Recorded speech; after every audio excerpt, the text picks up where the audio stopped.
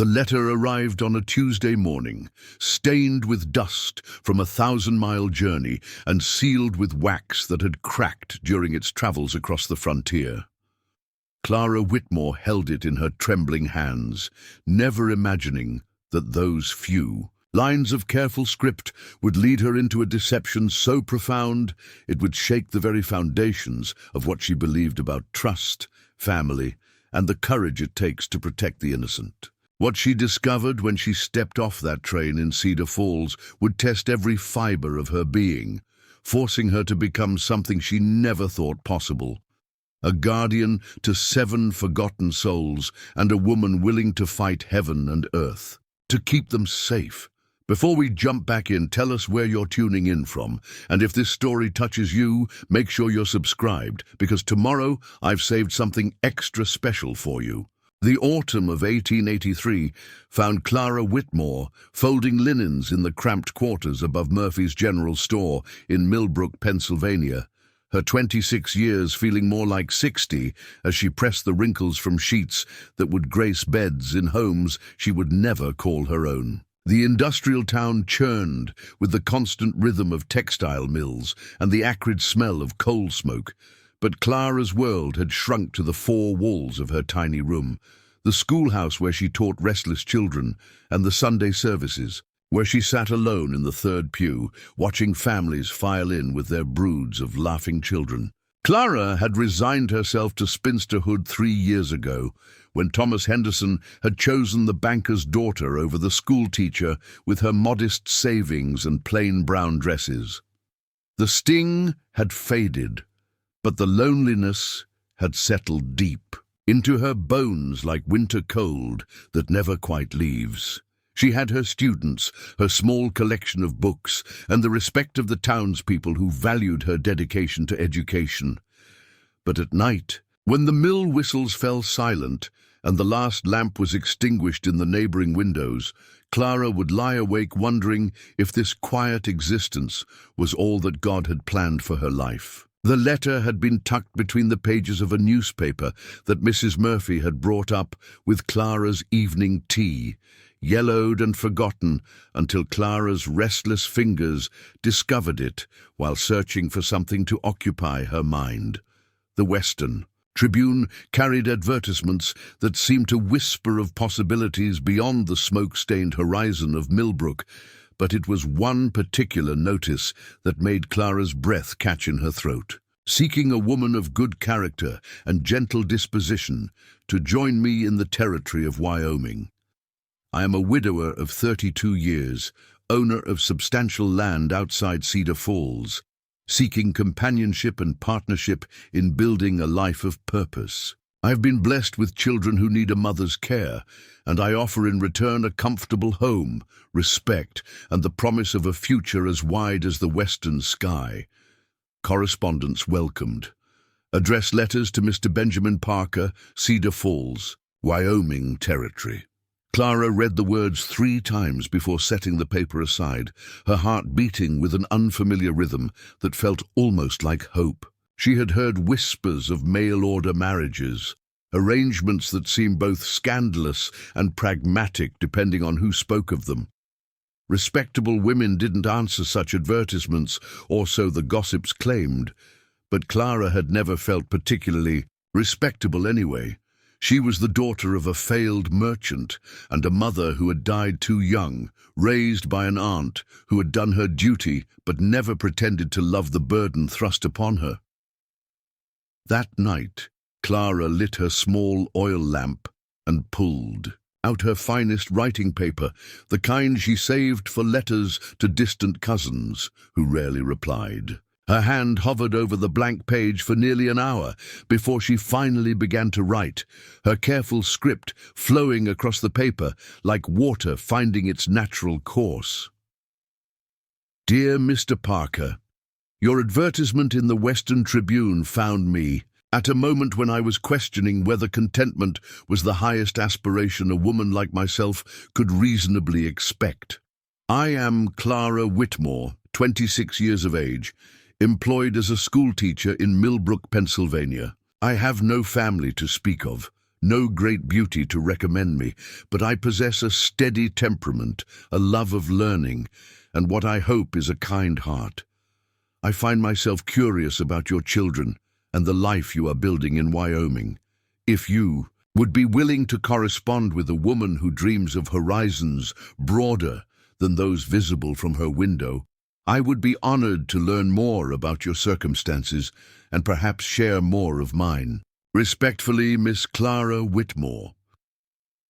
She sealed the letter before she could change her mind and posted it the next morning, telling herself that nothing would likely come of such a foolish gesture. But 3 weeks later, when another letter arrived, bearing the same careful handwriting and the postmark of Cedar Falls, Clara's hands shook as she broke the seal. Dear Miss Whitmore, your letter brought more joy to my home than you could possibly imagine. I confess that I have received several responses to my advertisement, but yours possessed a quality of sincerity that touched something deep within me. You speak of contentment as though it were a lesser thing, but I would argue that true contentment is rarer than gold and more precious than any treasure this territory might yield. I am indeed a widower, having lost my dear wife Margaret to fever 2 years past.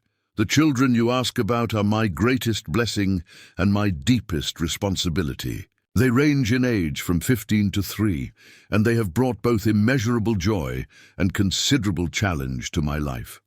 The older ones help with the ranch work, while the younger ones require constant attention. I will not lie to you and claim that life here is easy. The winters are harsh, the nearest neighbors are miles away, and the work is endless. But there is something about this land that speaks to the soul, something that makes a man believe he could build something lasting. If he had the right partner beside him, I would very much like to continue our correspondence if you are truly interested in learning more about life in Wyoming Territory. Please tell me more about yourself, about your dreams and fears, about what has shaped you into the woman who would answer a stranger's letter with such honesty. With growing respect, Benjamin Parker. Clara read that letter so many times she could recite portions from memory, and each reading revealed new layers of meaning in Benjamin's careful words. He wrote of children, but didn't specify how many, spoke of challenges without detailing their nature, and painted a picture of frontier life that seemed both daunting and deeply appealing to a woman who had spent her entire life within the confines of civilized society. Their correspondence continued through the winter months, letters crossing the vast expanse of the continent like bridges built of words and hope. Benjamin wrote of late nights spent mending fences and early mornings breaking ice on water troughs, of the way the snow transformed the landscape into something magical, and the satisfaction of seeing cattle grow fat on summer grass. Clara wrote of her students and their progress, of the books she had read and the thoughts they had stirred, of her growing conviction that she was meant for something more than the narrow life that Millbrook offered. With each exchange, Clara felt herself changing, becoming braver and more honest than she had ever been.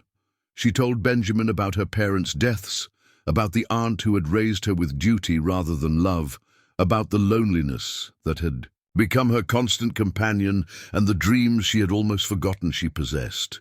He, in turn, shared stories of his late wife Margaret, of the grief that had nearly consumed him after her death, and of his determination to build something meaningful from the ashes of his loss. By March, when the last of the winter snow was melting and the first crocuses were pushing through the earth behind Murphy's store, Clara had made her decision. Benjamin's latest letter had contained a formal proposal of marriage and an invitation to come to Wyoming as his bride, along with enough money for train fare and traveling expenses. He had written with characteristic honesty about the challenges she would face, the isolation and hardship that were part of frontier life, but also about his belief that together they could create something beautiful and lasting.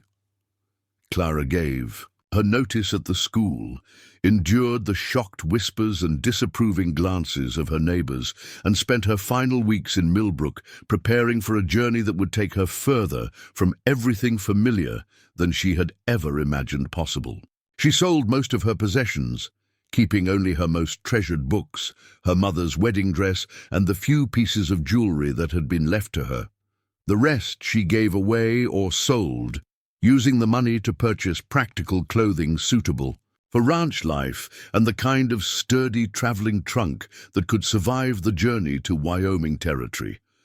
The night before her departure, Clara sat in her empty room and wrote one final letter to Benjamin, telling him that she was coming, not just as his bride, but as a woman ready to embrace whatever challenges awaited her in Cedar Falls.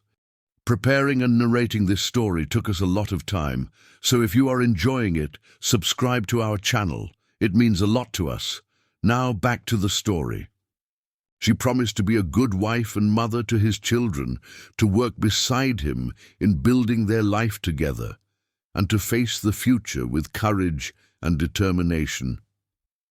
She signed it, "Your devoted Clara," and tucked it into her traveling bag, planning to give it to him when they met face to face for the first time. The train journey west was a revelation in itself, carrying Clara through landscapes she had only read about in books and seen in newspaper illustrations. The rolling hills of Pennsylvania gave way to the flat expanse of the Great Plains, which stretched endlessly under skies so vast they seemed to dwarf everything beneath them. Other passengers spoke of fortunes to be made in mining and cattle, ranching, of the opportunities that awaited those brave enough to seek them in the untamed territories. But Clara found herself thinking less about opportunity and more about the man who would be waiting for her at the end of the line. She had memorized Benjamin's physical description from his letters: tall and lean, with dark hair and blue eyes, hands that showed the calluses of honest work, and a face that he claimed was unremarkable but kind. She had sent him a photograph taken at considerable expense at the local studio, though she worried that the stern-faced woman in the formal pose bore little resemblance to the person she felt herself becoming with each mile that carried her further from her old life. The train pulled into Cedar Falls on a bright morning in early May, the air crisp and clean, in a way that made Clara's lungs burn with the unfamiliar pleasure of breathing freely. The town was smaller than she had expected, little more than a main street lined with wooden buildings and a scattering of houses that seemed to huddle together against the vastness of the surrounding landscape. Mountains rose in the distance, like the walls of some ancient fortress, their peaks still crowned with snow despite the advancing spring. Clara stepped onto the platform with her heart hammering against her ribs, scanning the small crowd of people for the man who would become her husband. She spotted him immediately, standing slightly apart from the others, with the easy confidence of someone comfortable in his own skin. Benjamin Parker was indeed tall and lean, his dark hair touched with premature silver at the temples, and his blue eyes holding a mixture of anticipation and something that might have been nervousness. He wore clean clothes that had been carefully pressed, and his boots were polished to a shine that spoke of special effort for this momentous occasion. Their eyes met across the platform, and Clara felt something inside her chest loosen and expand, like a flower opening to sunlight. Benjamin approached with measured steps, removing his hat as he drew near, and when he spoke, his voice carried the same gentle strength that had characterized his letters. "Miss Whitmore, I'm Benjamin Parker. Welcome to Cedar Falls." Clara managed a smile that felt more genuine than any she had worn in months. "Mr. Parker, thank you for inviting me into your life. I hope I can prove worthy of the trust you've placed in me." Benjamin's expression softened, and he offered her his arm with old-fashioned courtesy. "I think we're going to suit each other just fine, Clara, if I may call you that." "Of course, and I hope you'll call me Clara, not Miss Whitmore. That person feels like someone I used to be." They walked together toward a sturdy wagon, hitched to two patient horses, Benjamin loading Clara's trunk with easy strength, while she looked around at the town that would be her new home. Everything seemed smaller and more temporary than she had expected. Buildings that looked as though they had been built quickly and might disappear just as fast if the wind changed direction. But there was something hopeful about the place, something that spoke of people determined to put down roots despite the challenges. "The ranch is about an hour's ride from town," Benjamin explained as he helped her onto the wagon seat. "I hope you don't mind the journey. I thought we might stop by the church first if you're ready. Reverend Morrison is expecting us, and I have the license already prepared." Clara nodded, smoothing her traveling dress and checking that her hair was still properly pinned beneath her bonnet. She had known that the wedding would take place immediately upon her arrival, but the reality of it made her stomach flutter with a mixture of excitement and terror. In a matter of hours, she would be Mrs. Benjamin Parker, mistress of a ranch she had never seen, stepmother to children she had never met, and wife to a man she knew only through letters and this brief conversation. The wedding ceremony was simple and brief, conducted in a small wooden church that smelled of fresh pine and beeswax. Reverend Morrison was a kindly man with gentle eyes who seemed to understand that this was not the usual sort of romantic union, but he spoke the sacred words with the same solemnity he would have shown any couple exchanging vows. Benjamin's responses were clear and steady, while Clara's voice trembled only slightly as she promised to love, honor, and cherish this man she was only beginning to know. When Benjamin slipped the simple gold band onto her finger, Clara felt the weight of it like a promise and a responsibility combined. She was no longer Clara Whitmore, spinster schoolteacher from Millbrook, Pennsylvania. She was Mrs. Benjamin Parker, and she had no idea what that would mean or what challenges lay ahead, but she was ready to find out.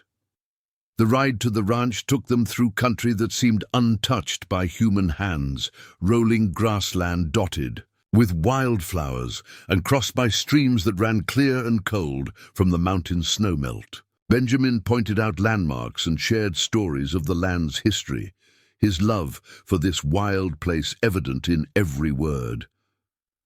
Clara found herself relaxing beside him, their conversation flowing as naturally as it had in their letters, and she began to believe that perhaps this unlikely marriage might actually work. "Tell me about the children," Clara said as they crested a hill that gave them a view of the valley below. "I want to be prepared to meet them properly." Benjamin's expression grew thoughtful, and something flickered across his features that Clara couldn't quite interpret. "They're good children," he said carefully. "They've had to grow up quickly since their mother died, and they might be a bit shy with you at first. But they're eager for a mother's care, and I know they'll come to love you as I hope to." Clara noticed that he still hadn't given her specifics about their ages or number, but she attributed his reticence to natural caution about overwhelming her with too much information at once. She would meet the children soon enough, and then she would be able to assess for herself what sort of family she had married into. The ranch house came into view as they rounded the final bend, a sturdy two-story structure built of logs and stone that seemed to grow naturally from the landscape around it. Smoke rose from the chimney, and Clara could see outbuildings scattered across the property. A barn, a corral, what looked like a chicken coop, and several smaller structures, whose purposes she couldn't immediately determine. It was larger and more prosperous looking than she had expected, and she felt a surge of relief that Benjamin had been honest about his circumstances. But it was what she saw on the wide front porch that made her breath catch in her throat and her heart begin to race with something that felt very much like panic. They weren't just children waiting there to greet their new stepmother. They were 7 children, ranging from what looked like a teenager down to a toddler barely old enough to walk, all lined up like stair steps and all staring at the approaching wagon with expressions that mixed curiosity, wariness, and something that might have been hope. 7 children. Benjamin had never mentioned 7 children in any of his letters, had never hinted at the magnitude of the responsibility he was asking her to shoulder. Clara's hands gripped the wagon seat until her knuckles went white, her mind reeling as she tried to process this revelation and figure out how she was supposed to respond. Benjamin must have sensed her shock because he brought the wagon to a halt, still some distance from the house, and turned to face her, his expression guilty and pleading in equal measure. "Clara," he began, his voice rough with emotion, "I need to explain about the children." Clara stared at Benjamin, her heart hammering so loudly she was certain he could hear it above the gentle nickering of the horses and the whisper of wind through the tall grass. 7 children stood on that porch like a living testament to secrets kept and truths withheld, their faces turned toward the wagon with expressions that ranged from cautious hope to outright skepticism. The youngest, a little girl who couldn't have been more than 3, clung to the skirts of an older girl who appeared to be in her early teens, while the boys were scattered among them like bookends of various heights and ages. 7, Clara whispered, the word falling from her lips like a stone into still water. "You have 7 children, Benjamin." Benjamin's face crumpled with something that looked like shame mixed with desperate hope.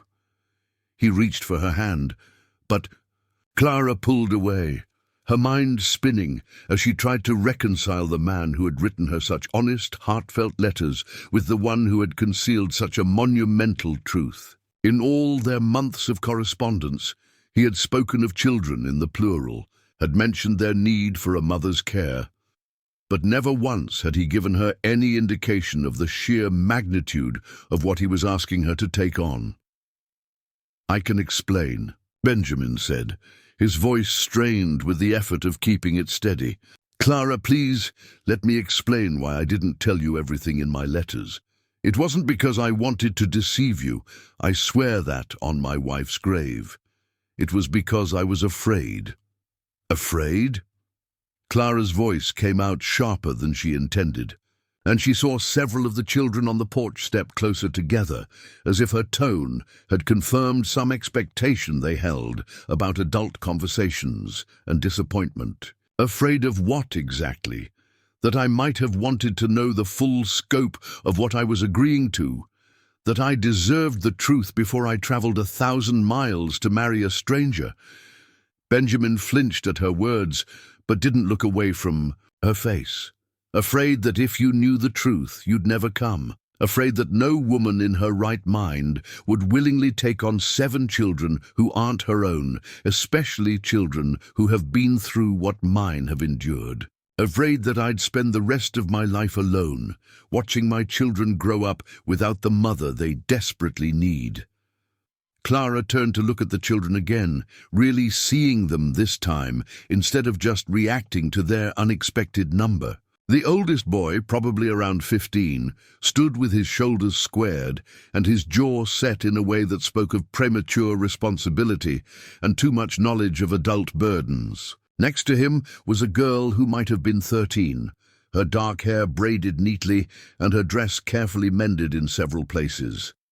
The other children stepped down in what appeared to be age order, each one clean and well-dressed despite the obvious signs of wear on their clothing. What struck Clara most forcefully was not their number, but their stillness. These were not children who ran and played and made noise the way her students back in Millbrook did. These were children who had learned to be quiet, to wait, to watch adults, with the careful attention of those who had experienced disappointment before and expected it again. Their faces held a wariness that no child should have to carry, and Clara felt something shift inside her chest as she looked at them. "Tell me about their mother," Clara said quietly, still watching the children. "Tell me about Margaret and what happened to her." Benjamin was quiet for so long that Clara finally turned back to look at him. His face had gone pale, and his hands were gripping the reins so tightly that his knuckles stood out white against his sun-darkened skin.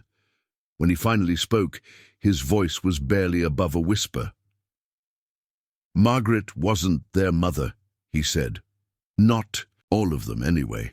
She was mother to the youngest three, but the others—" He trailed off, running a hand through his hair in a gesture that spoke of old grief and complicated history. "The others came to us in different ways, at different times. Margaret and I, we couldn't turn away children who needed help, who had nowhere else to go." Clara felt her anger beginning to shift into something more complex, a mixture of confusion and dawning understanding that made her stomach tighten with apprehension. "What do you mean they came to you? Benjamin, I need you to tell me the whole truth right now before I meet those children. They're watching us, and they can see that something is wrong." Benjamin nodded and took a deep breath, as if gathering courage for a confession he had been dreading. "The oldest boy, that's Samuel.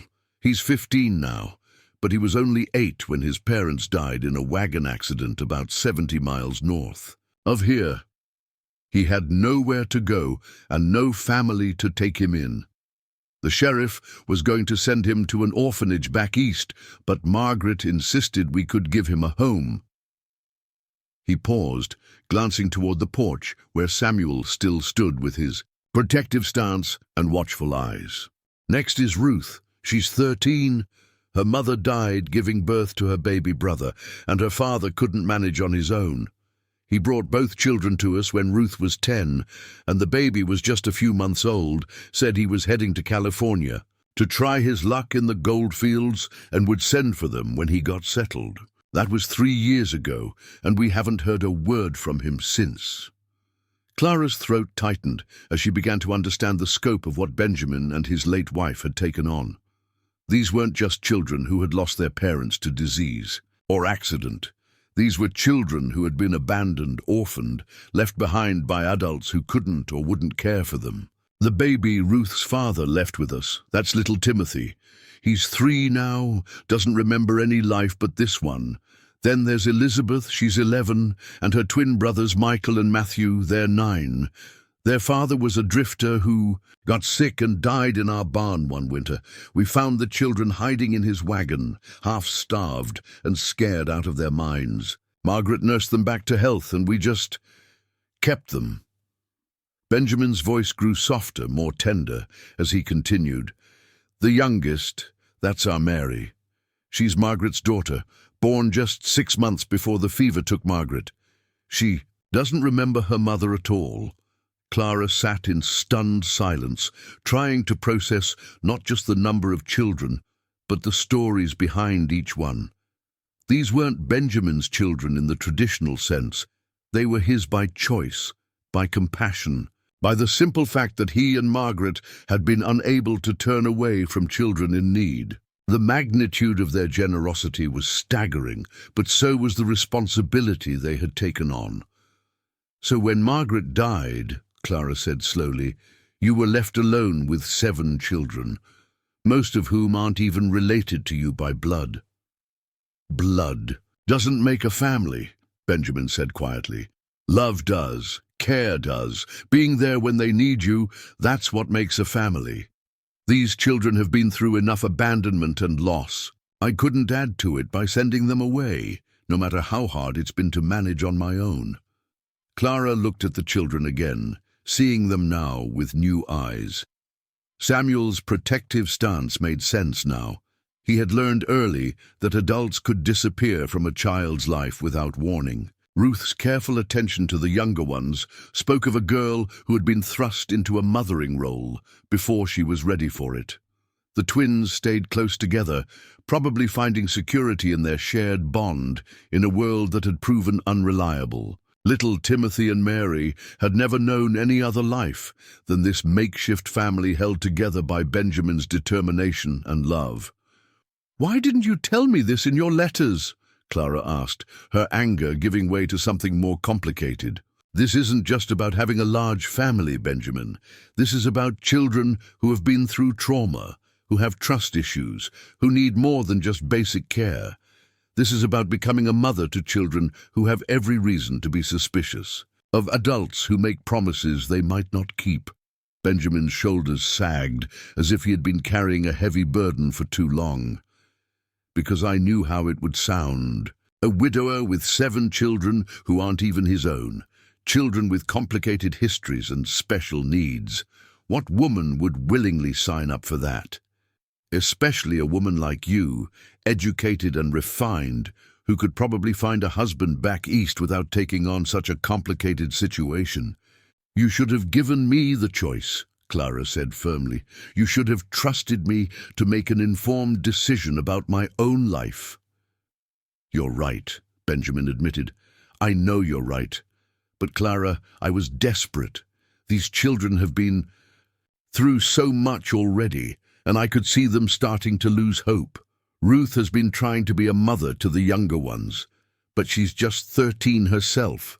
Samuel works like a man twice his age because he thinks it's his job to hold everything together. The little ones cry for their mama at night, and I don't know how to comfort them the way Margaret could. Clara could see the exhaustion in Benjamin's face now, the strain of trying to be everything to 7 children while managing a ranch and dealing with his own grief. She thought of her quiet little room above Murphy's store, of her orderly life with its predictable rhythms and manageable challenges. That life seemed impossibly distant now, as remote as if it had belonged to someone else entirely.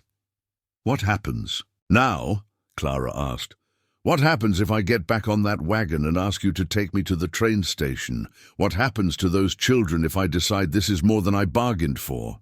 Benjamin's face went grey at her words, but he met her eyes steadily. Then I take you to the station and put you on the next train east, and I pray that somehow I'll find the strength to keep going until those children are grown enough to take care of themselves. But Clara, I'm begging you, don't make that decision right now, not based on shock and hurt feelings. Give yourself time to meet them, to see what kind of children they are despite everything they've been through. Give yourself a chance to see if maybe this is exactly what you were meant for.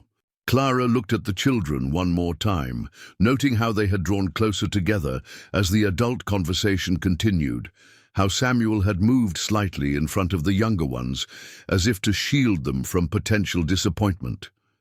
She saw Ruth's hands smoothing little Mary's hair in an unconsciously maternal gesture, saw the way the twins flanked Elizabeth protectively, saw how even little Timothy seemed to understand that something important was happening even if he couldn't grasp the details. These children had already learned too much about adult failure and broken promises.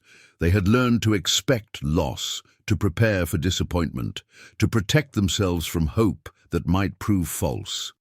Whatever decision Clara made in the next few minutes would become part of their story, would either confirm their worst fears about adults or give them reason to believe that sometimes promises were kept and families could grow stronger instead of falling apart. I need to understand something, Clara said finally. When you wrote to me about wanting a wife, about needing someone to help with the children, were you looking for a housekeeper who would also share your bed? Or were you looking for a woman who would actually become a mother to these children, who would love them and fight for them and put their needs before her own comfort? Benjamin's expression intensified, and when he spoke, his voice carried a conviction that Clara hadn't heard from him before. I was looking for a mother for my children and a partner for myself. I was looking for someone who would see what Margaret and I saw in these children, someone who would understand that they deserve love and stability and a future worth believing in. I was looking for someone strong enough to help me build something, lasting, something that wouldn't crumble the first time things got difficult.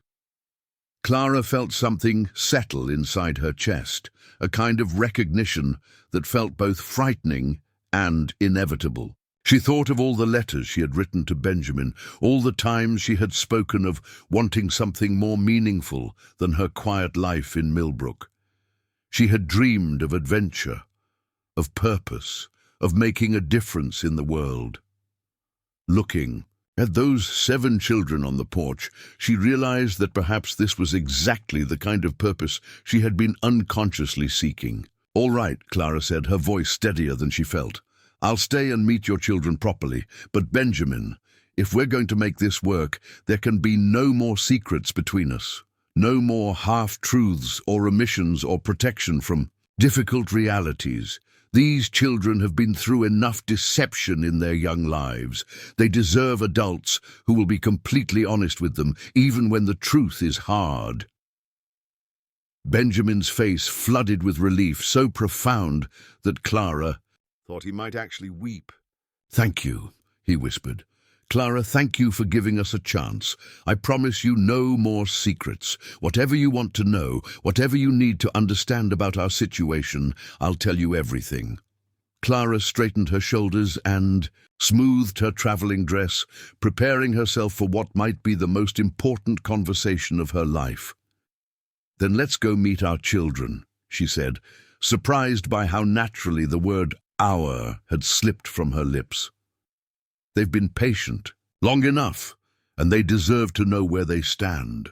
Benjamin smiled for the first time since they had arrived at the ranch, a smile that transformed his worried face and reminded Clara of the gentle humor that had attracted her to his letters in the first place. "Our children," he repeated softly. "I like the sound of that." As Benjamin guided the wagon toward the house, Clara found herself studying each child's face, trying to memorize their features and guess at their personalities. Samuel's protective stance and serious expression spoke of a boy who had grown up too fast, who carried responsibilities that should have belonged to adults. Ruth's careful attention to the younger children and her neat appearance, despite obviously mended clothing, suggested a girl who took pride in doing her best with limited resources. The twins, Michael and Matthew, stood so close together they might have been mirror images, their identical faces wearing expressions of cautious curiosity. Elizabeth, sandwiched between the older and younger children, had the look of someone who was used to being overlooked but was still hopeful about being noticed. Little Timothy bounced slightly on his toes with the restless energy of a 3-year-old, while baby Mary sucked her thumb and watched the approaching wagon with the solemn attention that very young children often brought to new situations. As the wagon drew closer to the porch, Clara could see more details that told the story of their life together. The children's clothes were clean, but showed the careful patches and letting out that spoke of garments that had been passed down and made to last. Their shoes were sturdy but worn, suggesting long walks and active days. Most telling of all was the way they arranged themselves, not in a random group, but in a formation that spoke of established hierarchy and mutual protection. "Samuel!" Benjamin called as he brought the wagon to a stop in front of the porch. "Come, help with Mrs. Parker's trunk, please." The use of her new married name sent a little thrill through Clara's chest, reminding her that she was no longer just Clara Whitmore making a brave decision. She was Mrs. Benjamin Parker now, and whatever happened next, she was committed to seeing it through with as much grace and courage as she could muster. Samuel stepped forward immediately, his movements efficient and careful as he helped Benjamin lift Clara's heavy trunk from the wagon bed. Up close, Clara could see that despite his youth, he had the calloused hands and sun-weathered skin of someone who did hard physical work every day. His clothes were clean, but showed the kind of wear that came from ranch work, and his boots were scuffed from walking through barnyards and pastures. "Samuel," Benjamin said formally, "I'd like you to meet my wife, Mrs. Clara Parker. Clara, this is Samuel, my oldest and one of my most dependable helpers around the ranch." Samuel straightened up and touched the brim of his hat in a gesture that was both respectful and oddly adult. "Ma'am," he said quietly, his voice already showing signs of the deeper tones it would carry when he finished growing up, "welcome to our home." Clara climbed down from the wagon with Benjamin's assistance, acutely aware that 7 pairs of eyes were watching her every movement and expression. She had taught children for years, but she had never been in a situation where so much depended on making the right first impression. These children had already experienced too many adults who had let them down, and Clara knew that her next words and actions would set the tone for everything that followed. "Thank you, Samuel," Clara said warmly, making sure to meet his eyes. "Directly. I've heard wonderful things about how you help take care of your family. That shows real character in someone your age." Something flickered across Samuel's serious face, a brief softening that suggested her words had found their mark. He nodded once, a gesture of acknowledgement that felt like the beginning of tentative respect. Benjamin moved to stand beside Clara, his hand resting lightly on her back in a gesture of support and partnership. "Children," he said, his voice carrying the authority of a man accustomed to being listened to, "I want you all to come down here and meet Mrs. Parker properly. She's traveled a very long way to become part of our family, and I want her to know each of you." The children filed down from the porch in what was clearly an established order, oldest to youngest, each one approaching with the careful politeness of children who had been well trained in manners despite their unconventional circumstances. Ruth came first, her dark hair neatly braided and her dress obviously her Sunday best, despite being worn on a weekday afternoon. "Mrs. Parker," she said with a small curtsy that spoke of careful instruction in proper behavior, "I'm Ruth. I help Papa with the house and the little ones. I'm very pleased to make your acquaintance." Clara was struck by the formality of Ruth's speech and the way she referred to Benjamin as Papa, a term that seemed to encompass love, respect, and chosen family all at once. "I'm delighted to meet you, Ruth. Your father has told me how much you help with your brothers and sisters. That's a big responsibility for someone your age."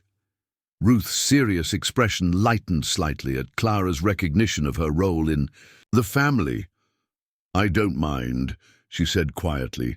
"The little ones need looking after, and I like taking care of them." The twins came next, so identical that Clara wondered how anyone told them apart.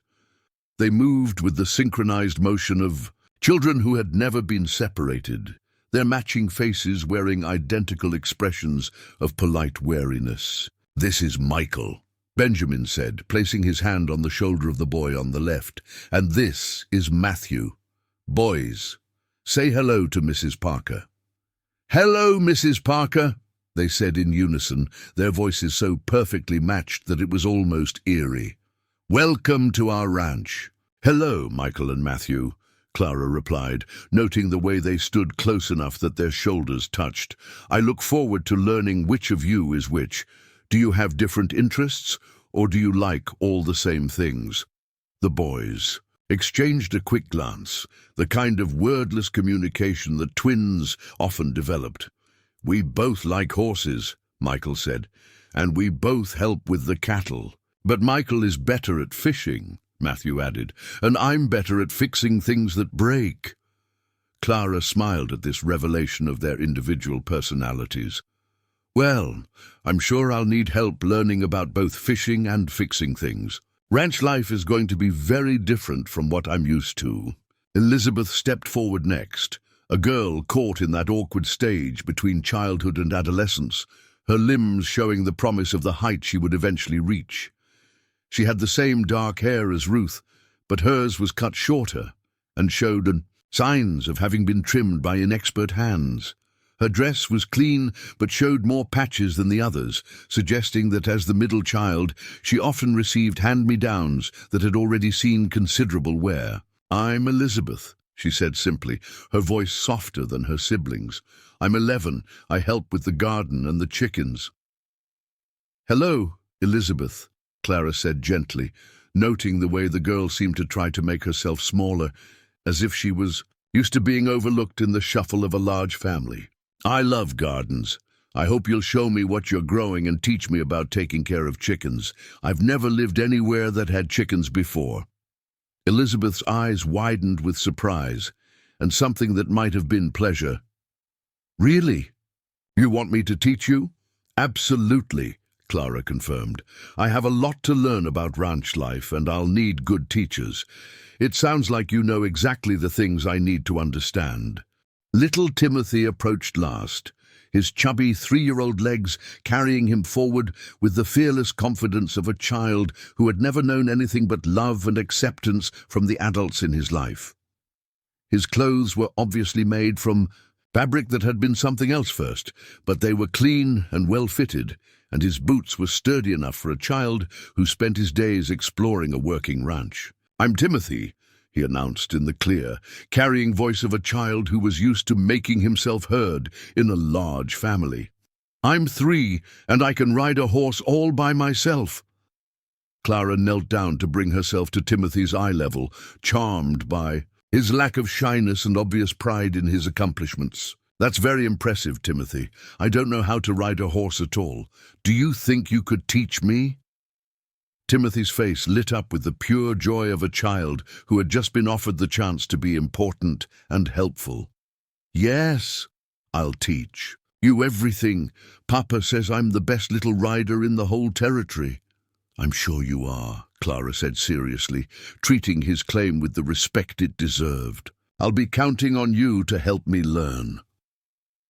As Clara straightened up from her conversation with Timothy, she became aware that little Mary had been watching the entire exchange from Ruth's arms, her dark eyes taking in every word and gesture, with the intense focus that very young children brought to new situations. The baby was perhaps 18 months old, still young enough to need constant supervision, but old enough to be curious about the stranger who had appeared in her world. "And this is Mary," Benjamin said softly, moving to take the little girl from Ruth's arms. "She's our youngest, and she's been the sunshine of this house since the day she was born." Mary regarded Clara with the solemn attention of a child who was still learning to judge whether new people were safe or threatening. She had Benjamin's dark hair and what appeared to be her late mother's delicate features, but her eyes held the wariness that seemed to be a common trait among all the children, despite their young ages. "Hello, Mary," Clara said gently, making no move to reach for the child or force an interaction. "You're a beautiful little girl, and I'm very happy to meet you." Mary continued to study Clara for a long moment before suddenly reaching out one small hand toward the stranger's face. Clara held perfectly still as tiny fingers explored her cheek and chin with the careful touch of a child trying to understand something new and potentially important. "Mama," Mary said quietly, the word carrying both question and hope. Clara felt her throat tighten with unexpected emotion. This child had no memory of her birth mother, no frame of reference for what a mama should be, except for the care she had received from Ruth and Benjamin. The simple question held so much weight, so much need, that Clara had to blink back tears before she could respond. "Yes, sweetheart," Clara said softly. "I'm going to be your mama now, if you'd like that." Mary considered this for another moment, before leaning forward in Benjamin's arms, clearly indicating that she wanted to be transferred to Clara. Clara accepted the warm weight of the little girl with a mixture of terror and tenderness, acutely aware that she was holding someone who would depend on her for everything from basic care to emotional security. "Mama," Mary repeated, this time with more certainty, her small arms wrapping around Clara's neck with the complete trust that only very young children could offer. Clara looked around at the 6 other children, all watching this interaction with expressions that ranged from hopeful to cautious to protective. She saw Samuel's slight nod of approval, Ruth's tentative smile, the twins' identical expressions of careful assessment. She saw Elizabeth's wonder at being noticed and valued, Timothy's excitement about having a new person to teach and impress, and Mary's simple acceptance of love offered freely. "Well," Clara said, her voice slightly unsteady with emotion, "I think it's time for me to see our home and start learning how to be part of this family." Benjamin's smile was radiant as he gestured toward the house. "Welcome home, Clara. Welcome to the rest of your life." The house felt different than Clara had imagined during all those months of correspondence. The main room was spacious, but showed the clear signs of a home where 7 children lived and played and learned. Wooden toys were stacked neatly in one corner.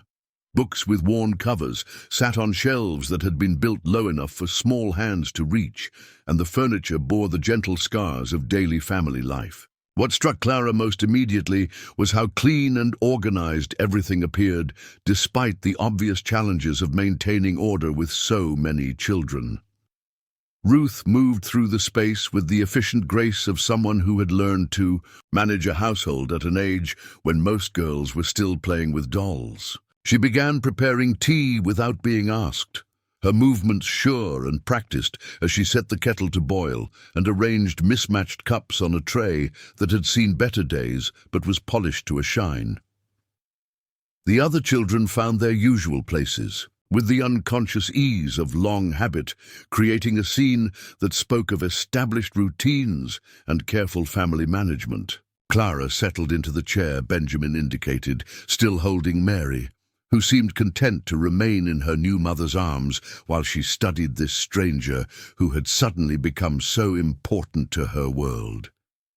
The weight of the child felt both foreign and natural at the same time, reminding Clara of all the students she had comforted over the years, but carrying the additional significance of permanent responsibility and unconditional love.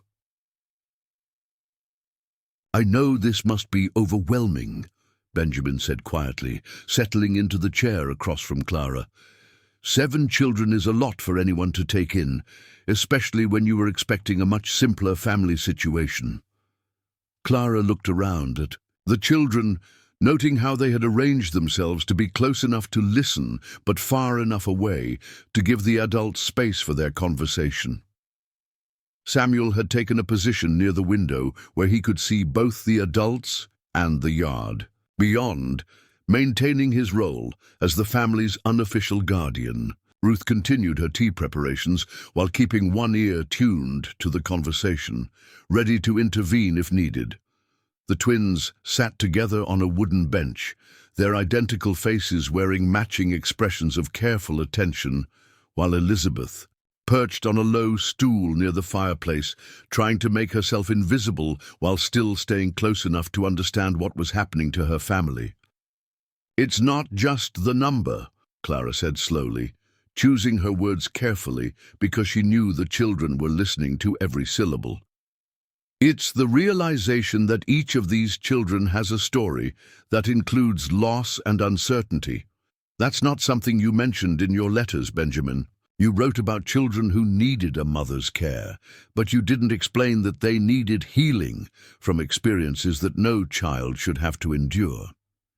Timothy, oblivious to the serious undertones of the adult conversation, had found a wooden horse among his toys and was making it gallop across the floor, providing a soundtrack of childish play that made the moment feel both more normal and more poignant. His innocence stood in sharp contrast to the careful wariness displayed by his older siblings, a reminder that not all the children had experienced the same degree of loss and displacement. Benjamin ran his hands through his hair, a gesture Clara was beginning to recognize as his way of dealing with difficult emotions. "You're right, and I don't have a good excuse for not being more honest with you. I told myself I was protecting you from information that might overwhelm you, but the truth is I was protecting myself from the possibility that you'd decide we were too much trouble to take on." "Tell me about Margaret," Clara said quietly. "Tell me how she managed all of this, how she became a mother to children who weren't born to her. I need to understand what you're expecting from me, what kind of woman she was that made this family work." The children's attention sharpened at the mention of Margaret's name, and Clara saw a variety of expressions cross their faces. Samuel's jaw tightened with what might have been remembered grief, while Ruth's hands stilled in their work of arranging the tea service.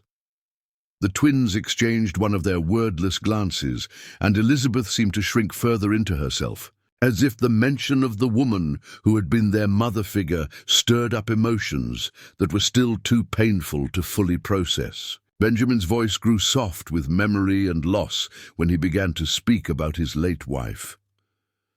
Margaret was extraordinary in ways that didn't show on the surface.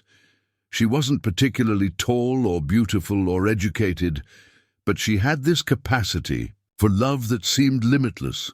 When Samuel's parents died and the sheriff brought him to us, I was prepared to take him to town and find him a family that could give him a proper home. Margaret took one look at that scared, angry 8-year-old boy and said he belonged with us. Samuel's face flushed slightly at being the center of attention, but he didn't look away or try to leave the room. Clara could see that despite his discomfort, he wanted to hear what Benjamin remembered about those early days when his entire world had been turned upside down by tragedy. Samuel didn't make it easy at first, Benjamin continued, his tone gentle as he spoke about the boy who was listening intently. He was convinced that everyone he cared about would either die or leave him, so he tried to make sure nobody got close enough to hurt him. He wouldn't talk to us, wouldn't let us help him with anything, spent most of his time in the barn, hiding from any kind of affection or attention. Clara looked at Samuel, trying to imagine this self-possessed young man as a frightened child who had just lost everything familiar and safe in his world. The transformation from that traumatized 8-year-old to the protective, responsible 15-year-old sitting by the window spoke of patient love and consistent care over many years. "What changed?" Clara asked, genuinely curious about how Margaret had managed to reach a child who had shut himself off from the possibility of new attachments. Margaret never tried to force him to accept comfort or affection, Benjamin explained. Instead, she just made sure he knew that his place at our table was permanent, that his bed would be there every night whether he used it or not, that we would feed him and clothe him and include him in our family regardless of whether he wanted to be part of it. She understood that trust had to be rebuilt slowly, one small gesture at a time. Ruth had finished preparing the tea and began serving it with the careful attention to everyone's preferences that spoke of long experience managing the needs of a large family. She gave Clara a cup of the fragrant brew and offered milk and honey, with the practiced hospitality of someone much older than her 13 years.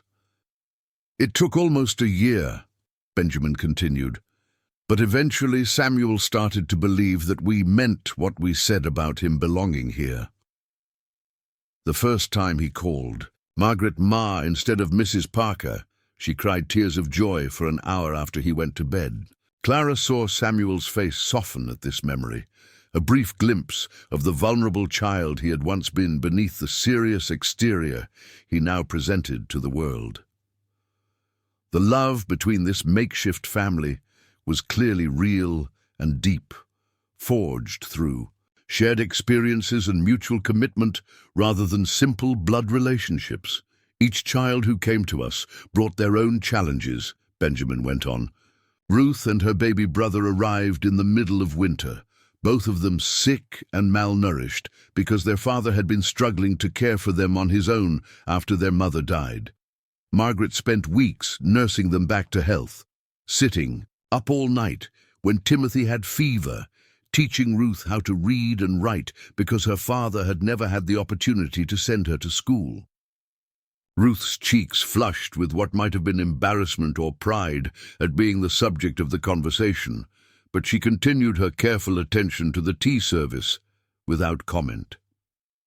Clara could see that despite her youth, Ruth had absorbed Margaret's lessons about hospitality and care, transforming herself into the kind of person who anticipated needs and provided comfort without being asked. "The twins and Elizabeth came to us together," Benjamin continued, his voice growing heavier as he spoke about what were clearly painful memories. "Their father had been traveling through our area when he took sick. He managed to make it to our barn before he collapsed, and when we found him, he was barely conscious, but still trying to protect his children. He died 2 days later, but not before he made Margaret promise that we'd take care of them." Clara looked at Elizabeth, noting the way the girl had wrapped her arms around herself, as if trying to provide her own comfort, while listening to the story of how she had become part of this family. The twins sat motionless, their identical faces wearing expressions of carefully controlled emotion that suggested they remembered more about their father's death than children their age should have to carry. Elizabeth was only 8 then, the same age Samuel had been when he came to us, but her grief was different. She didn't get angry or try to push us away. Instead, she seemed to disappear into herself, like she was trying to become so small and quiet that maybe the pain couldn't find her. Margaret spent months drawing her out, giving her small responsibilities in the garden and with the chickens, helping her understand that she was valuable and needed in our family. Clara could see that Elizabeth was still somewhat withdrawn, still trying to make herself invisible, even in the safety of her own home. The girl's reaction to being praised for her work with the garden and chickens earlier had revealed how unused she was to being noticed and valued for her contributions. "Margaret sounds like she was a remarkable woman," Clara said honestly. "I can see why these children loved her so much, and why losing her has been so difficult for all of you." Mary had fallen asleep in Clara's arms, her small body completely relaxed in the trust that only very young children could offer. The weight of the sleeping child felt both precious and terrifying, a reminder of the complete dependence that would be placed on Clara if she chose to stay and become part of this complicated family. Benjamin's expression grew more troubled as he continued speaking about his late wife. Margaret was remarkable, but she was also human. The responsibility of caring for so many children, especially children who had experienced trauma, took a toll on her that I didn't fully recognize until it was too late. Clara felt a chill of apprehension at Benjamin's words and the way the older children seemed to tense at this shift in the conversation. "What do you mean?" "Margaret started having what she called dark spells about a year before she died," Benjamin said quietly. "Days when she couldn't get out of bed, when the weight of everything we had taken on seemed too heavy for her to bear. She would look at the children, and I could see her wondering if we had made a mistake, if we were doing right by them, or just making their lives more complicated." Ruth had stopped moving entirely, her hands frozen in the act of wiping down the tea tray, and Clara could see tears gathering in the girl's eyes as Benjamin spoke about Margaret's struggles. Samuel's face had gone very still, and the twins were holding hands so tightly that their knuckles showed white. I tried to help her, tried to take on more of the household responsibilities and childcare, but I was also trying to manage the ranch and earn enough money to support 9 people. Margaret felt like she was failing them, failing me, failing everyone who depended on her. The guilt and exhaustion were eating her alive, and I didn't know how to make it better. Clara began to understand the true scope of what Benjamin was asking her to take on. This wasn't just about becoming a stepmother to 7 children or managing a large household. This was about becoming responsible for the emotional well-being of children who had already lost too much, about providing stability and love while managing the inevitable challenges that came with such a complex family situation. "Is that what killed her?" Clara asked gently. "The stress and exhaustion?" Benjamin shook his head, his expression growing even more pained. "No, that's not what killed her. What killed her was trying to prove to herself that she could still handle everything on her own." The room had grown very quiet, except for the soft sound of Mary's breathing and the gentle ticking of a clock on the mantelpiece. Clara could feel the tension emanating from the older children, could see that they were bracing themselves for whatever Benjamin was about to reveal. It was the middle of winter, and we had been snowed in for almost a week.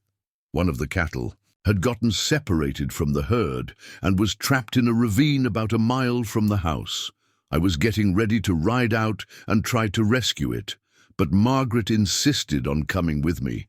She said she needed to prove to herself that she could still handle the kind of emergencies that were part of ranch life. Benjamin's voice was becoming strained with the effort of telling this story, and Clara could see that whatever had happened during that rescue attempt had left scars that still hadn't healed. The snow was deeper than we realized, and the footing was treacherous. Margaret's horse slipped going down into the ravine, and she was thrown against the rocks. She hit her head and broke several ribs, and by the time I got her back to the house, she was already showing signs of internal bleeding. Clara felt her stomach clench with sympathy and dread. She could imagine how terrifying it must have been for Benjamin to realize that his wife was seriously injured, and he had no way to get medical help through the snow-blocked roads. I did everything I could think of to help her, but we were completely cut off from town and the doctor. The children helped me try to make her comfortable, but we all knew she was dying. She lasted 3 days, long enough to make me promise that I would keep the family together no matter what, that I wouldn't let her death become another abandonment for children who had already lost so much. The silence that followed Benjamin's words was profound and painful. Clara could see the impact of this story on the children, could understand now why they all carried themselves with such careful control, and why they watched adults with the wariness of those who had learned that people they loved could disappear without warning. "So when you wrote to me about needing a wife and mother for your children," Clara said slowly, "you weren't just looking for domestic help or companionship. You were looking for someone who could step into Margaret's place and take on the same enormous responsibility that ultimately proved too much for her to bear." Benjamin met her eyes directly, no longer trying to soften or disguise the truth of what he was asking. "Yes, I was looking for someone strong enough to love these children the way they deserve to be loved. Someone who could help me keep the promise I made to Margaret about holding our family together. I know it's asking a lot, probably more than any reasonable person would agree to take on." Clara looked around at the 7 children, noting how they were all watching her with expressions that mixed hope and fear in equal measure. They had already experienced the loss of one mother figure, had already lived through the uncertainty and grief that came with such a profound change in their family structure.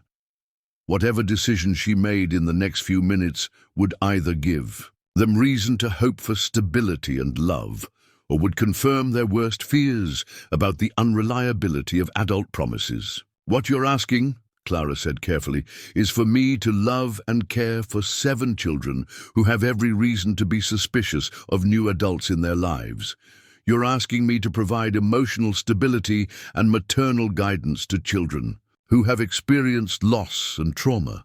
You're asking me to help you maintain a family that exists outside traditional structures, held together by choice and commitment rather than blood relationships."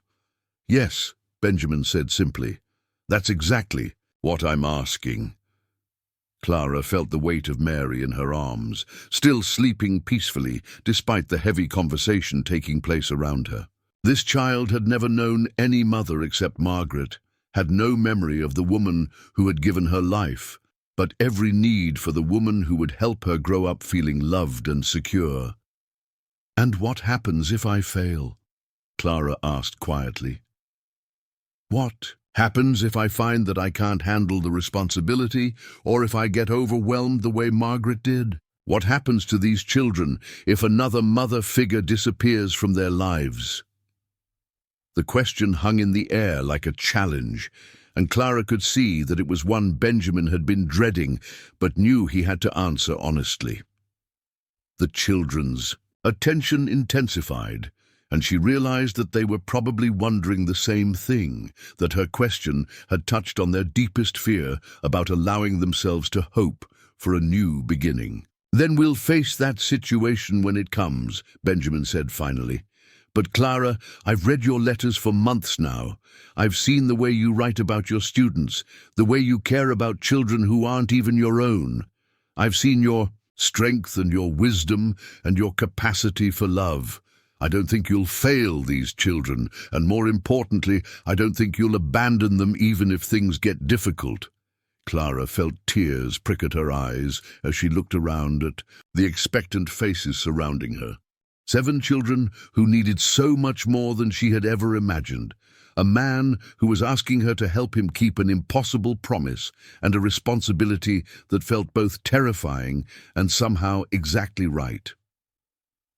"There's something else you need to know," Benjamin said, his voice taking on a tone that made Clara's stomach tighten with new apprehension. "Something about why Margaret's death has made our situation more precarious than I let on in my letters." The older children exchanged glances that spoke of shared knowledge and worry, and Clara realized that whatever Benjamin was about to reveal was something that had been weighing on the entire family. Margaret's brother-in-law, a man named Harold Winters, has been trying to gain custody of some of the children since Margaret died.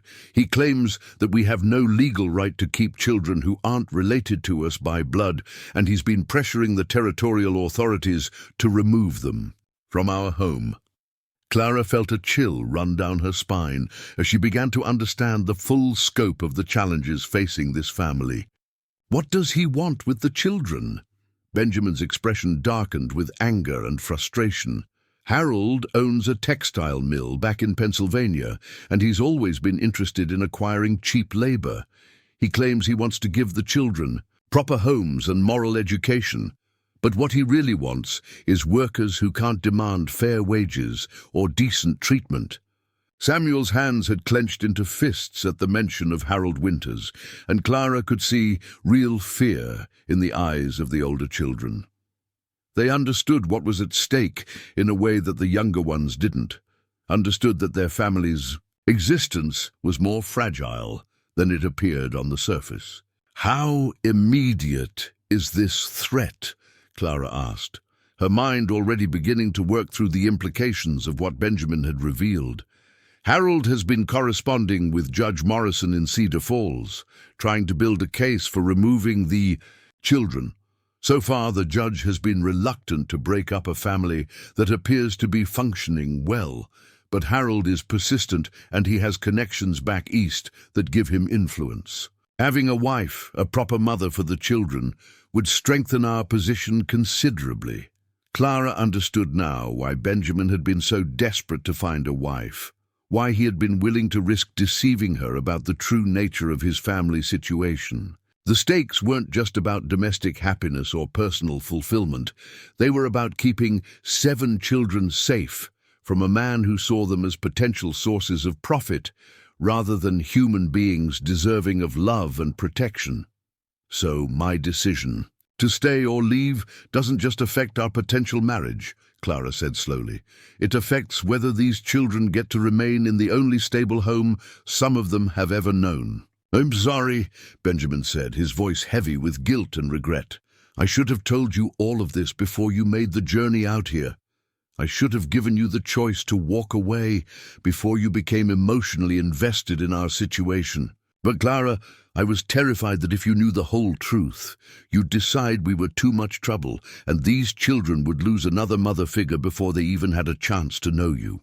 Clara looked down at Mary, still sleeping peacefully in her arms, completely unaware of the adult conversation that was determining the course of her future. This child had already lost one mother to death and was now at risk of losing her entire family to the greed and legal maneuvering of a man who cared nothing for her well-being. Around the room, 6 other children waited for Clara's response, their faces showing the careful control of those who had learned not to hope too openly for fear of being disappointed. Samuel's protective stance had intensified, as if he was preparing to shield his younger siblings from another devastating loss. Ruth's hands trembled slightly as she continued her nervous attention to the tea service, using familiar tasks to manage her anxiety about an uncertain future. The twins sat frozen in their identical poses, their shared connection apparently providing some comfort in the face of potential family dissolution. Elizabeth had made herself even smaller, if possible, her arms wrapped tightly around her knees as if she could protect herself from the possibility of being sent away to an uncertain fate. Timothy played on, oblivious to the adult tensions swirling around him, but even he seemed to sense that something important was happening. Clara felt the full weight of responsibility settling on her shoulders like a heavy cloak. 7 children who needed protection, a man who was asking her to help him keep a promise that might be impossible to fulfill, and a future that looked nothing like the quiet, manageable life she had imagined when she first answered Benjamin's advertisement. But as she looked around at the faces of these children, Clara realized that somewhere in the course of this overwhelming day, her perspective had shifted fundamentally. These weren't just Benjamin's children anymore, weren't just a responsibility she was being asked to take on. They were becoming her children, her family, her reason for fighting whatever battles lay ahead. "All right," Clara said finally, her voice steadier than she felt. "Then we need to talk about how we're going to protect them." The sound of hoofbeats on the packed earth outside the house came 3 days after Clara's arrival, sharp and urgent. In the early morning air that still carried the chill of mountain nights, Benjamin tensed at the kitchen table where he had been reviewing ranch accounts while Clara helped Ruth prepare breakfast, his hand instinctively moving toward the rifle that hung above the doorway. The children, who had been chattering quietly over their morning chores, fell silent with the practiced wariness of those who had learned that unexpected visitors rarely brought good news. Clara set down the wooden spoon she had been using to stir the oatmeal and moved instinctively toward little Mary, who was playing with her cloth doll in a patch of sunlight near the window. The past 3 days had been a whirlwind of learning names, preferences, routines, and the countless small details that made up daily life with 7 children, but Clara had begun to feel the first tentative threads of connection forming between herself and each member of her new family. Samuel appeared in the kitchen doorway, his face grim with the kind of mature concern that still looked wrong on someone so young. "Papa, there's 3 men riding up to the house. One of them is wearing a city suit and they've got official-looking papers with them." Benjamin's jaw tightened as he rose from the table, his movements deliberate and controlled despite the tension Clara could see radiating through his shoulders. "Harold," he said quietly, the single word carrying a weight of frustration and barely contained anger. I should have known he wouldn't wait long once he heard about Clara arriving. Clara felt her stomach clench with apprehension as she realized that the threat Benjamin had described was no longer theoretical. Harold Winters had come to Cedar Falls, and he had brought what looked like legal authority with him. The children gathered closer together with the unconscious movement of those who had learned to find safety in unity, their faces reflecting various degrees of understanding about what this visit might mean for their family's future. "Ruth, take the little ones upstairs," Benjamin instructed, his voice calm but carrying the unmistakable tone of authority that brooked no argument. "Samuel, I want you to stay close, but don't say anything unless I ask you to speak. Clara—" He turned to look at his wife of 3 days, his expression mixing apology with desperate hope. "I'm sorry you have to face this so soon, but we're going to need to present a united front if we want to keep our family together." Clara straightened her shoulders and smoothed her skirts, drawing on reserves of strength she hadn't known she possessed. "What do you need me to do?" "Just be yourself," Benjamin said, his voice softening with genuine affection despite the circumstances. "Be the woman who traveled 1,000 miles to become a mother to children who needed her. Be the woman who saw 7 scared children and decided they were worth fighting for." The knock on the front door came with the sharp authority of men, who were accustomed to having their demands answered immediately. Benjamin walked to the door with measured steps, Clara close behind him, while Samuel positioned himself where he could see and hear everything but remain somewhat out of direct sight. The younger children had reluctantly obeyed Benjamin's instruction to go upstairs, but Clara could see small faces peering down from the loft, their expressions reflecting the fear and uncertainty that had become too familiar in their young lives. Benjamin opened the door to reveal 3 men standing on the front porch, with the bearing of those who believed they held all the legal authority in any situation they chose to enter. The man in the center was clearly Harold Winters, wearing an expensive black suit that looked completely out of place on a Wyoming ranch, and carrying himself with the arrogant confidence of someone who had never been told no by anyone who mattered. He was perhaps 40 years old, well-fed and soft around the middle, in a way that spoke of comfortable city living and desk work rather than physical labor. Flanking Harold were 2 other men who obviously served different functions in this unwelcome delegation. One was clearly a lawyer, tall and thin with the pale complexion of someone who spent his days indoors poring over legal documents and searching for loopholes that could be exploited for his client's benefit. The other appeared to be some sort of territorial official, wearing a badge that caught the morning sunlight and carrying himself with the rigid posture of someone who took his governmental authority very seriously.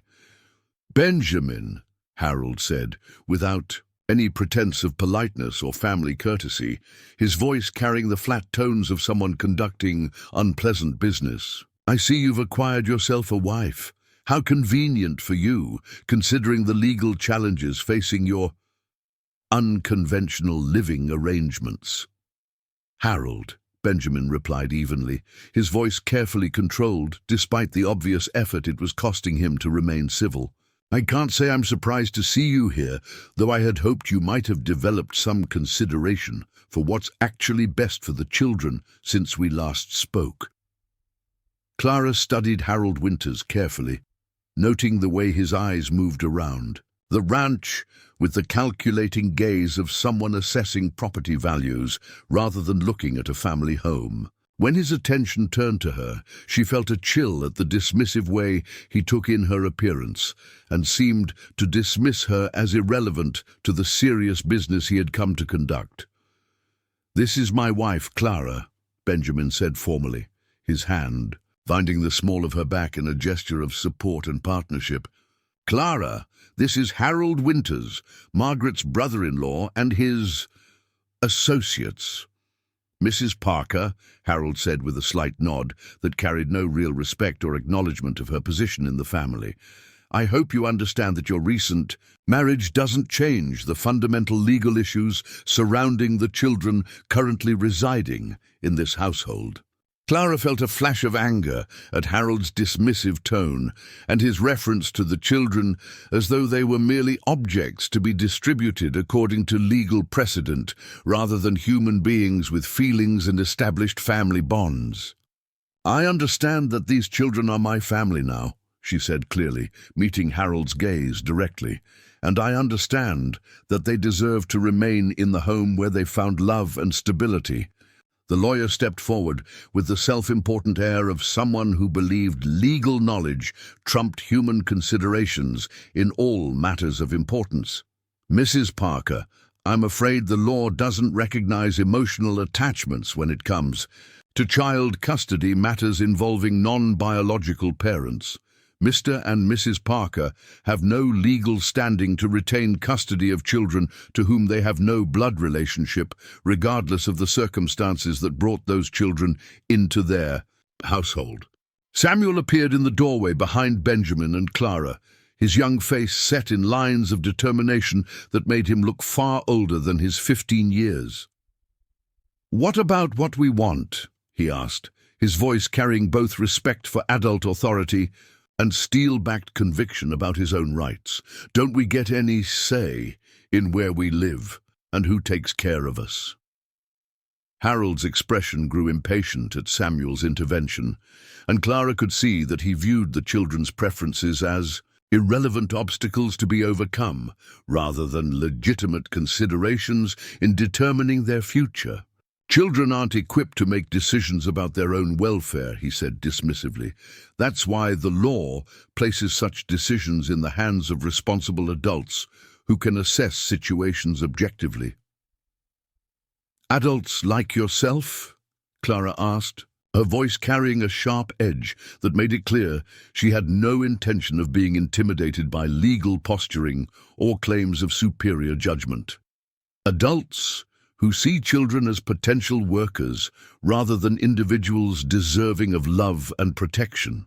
Urdiz, the territorial official, had been observing the exchange with the careful attention of someone trying to assess the various claims and arguments being presented. "Mr. Winters," he said formally, "you've made serious allegations about the welfare of these children and the suitability of their current living situation. I need to conduct a proper investigation before any custody decisions can be made." Harold's confidence wavered slightly at this unexpected assertion of governmental procedure over his assumptions about automatic legal victory. "Marshal Davidson, I've already provided you with extensive documentation about the irregular nature of this household and the lack of proper legal guardianship for most of these children." "Documentation is one thing," Marshal Davidson replied, his tone suggesting more fairness and attention to actual circumstances than Clara had expected from a territorial official. "Seeing the actual living conditions and speaking with the children themselves is another matter entirely.